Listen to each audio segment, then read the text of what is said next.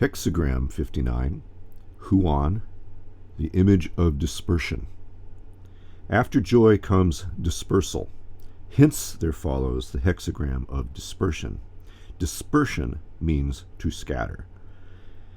The ancients scooped out tree trunks for boats, and they hardened wood in the fire to make oars. The advantage of boats and oars lay in providing the means of communication. They probably took this from the hexagram of dispersion. In the ruling line, the sixth and the fourth place, the superior man dissolves his bond with his group, supreme good fortune. Dispersion leads in turn to accumulation. This is something that ordinary men cannot think of.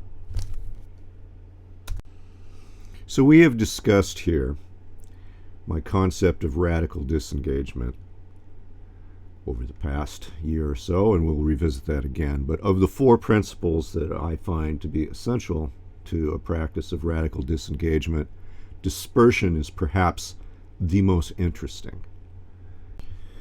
And while dispersion is a value that one might find in pockets of indigenous people here and there around the world, still elevated as a value, and among those who practice good seamanship, one still finds it practiced as a value. The saying is, to take care of the ship assures that she will take care of you. That is, in fact, dispersion made real and material and practical. It is an absolutely, completely contrary view to the colonial values of the culture in which we inhabit. Values that are death-affirming and tend towards systemic collapse. There is another way of doing it, and it would be right for us to explore that, because it simply takes a choice and a change of perspective, and the results and the consequences are obvious. So to contemplate dispersion involves contemplating the role of the drive of the individual to seek something that we might call prosperity. And as far as I can see, there are basically three ways to approach that question, two of which come from the destructive, death-affirming views of a colonial's exploitive culture, and one that comes from cultures that are life-affirming.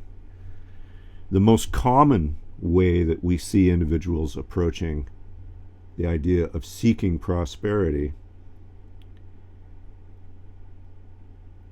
really resembles a certain kind of exploitive entitlement, where an individual believes that they have a right to dominate and extract resource from the commons and concentrate it for their own personal benefit. I don't think it should take a great deal of effort for anyone who's a systems thinker or has any kind of background in game theory to understand that if you are going to play a game in which players in the game believe that they have in fact, right to extort value from the commons for their own purposes, without view to the consequences of the commons, that will tend towards a collapse scenario. There are certainly individuals that, even within the confines of industrial society, for ethical reasons, find that realization to be apparent, and many have argued that rather than extort the commons for personal good, the strategy should be to live a life of austerity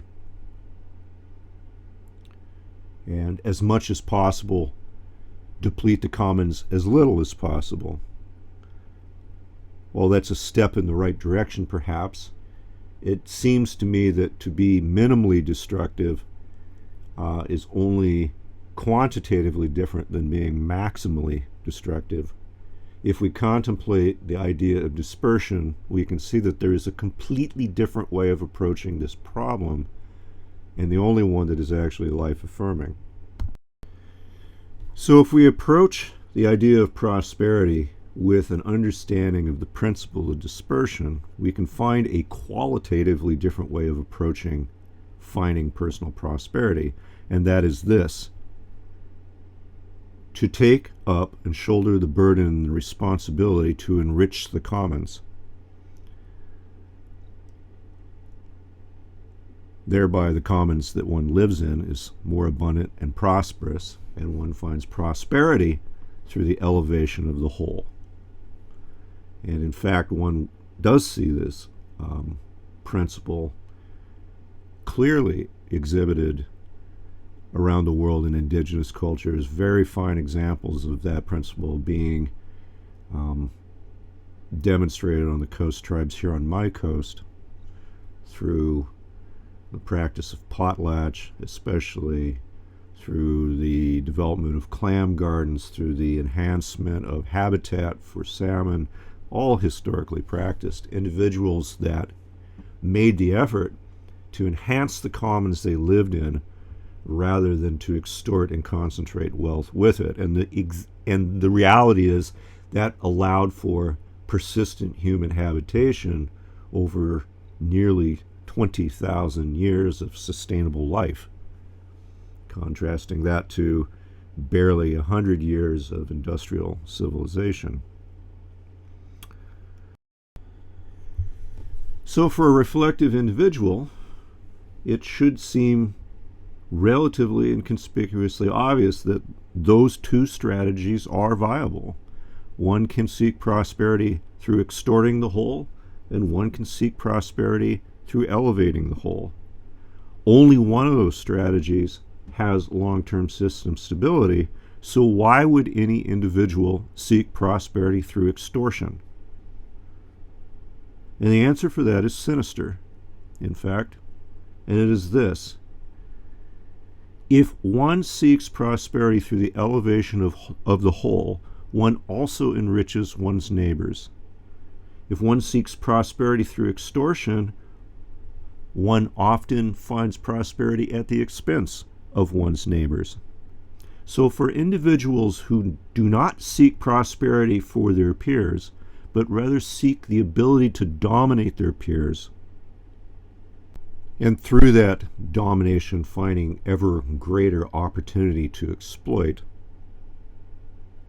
one finds that to practice dispersion runs completely afoul of their intent. And while I would assert that I find it to be completely life-affirming for any given individual to seek prosperity, seeking prosperity through domination and exploitation is a death-affirming choice. And we can ask ourselves, if the purpose of life, again, is to live a life of purpose, and purpose is found through connection with other, what kind of connection is it possible to find if one's posture towards other is inherently one of domination and exploitation? And certainly I find it completely appropriate to not only see how we perhaps seek prosperity and wealth within our relationships to the natural world, but certainly within our interpersonal relationships as well. We generally look at other universally as something of value to be harvested for our own purposes. I'm here to suggest that there is another way, and that is dispersing value into the commons for the enrichment of the whole. And those who would enjoy having a life-affirming posture and life-affirming relationships certainly need to spend some time in the contemplation of that idea. Cheers, peeps.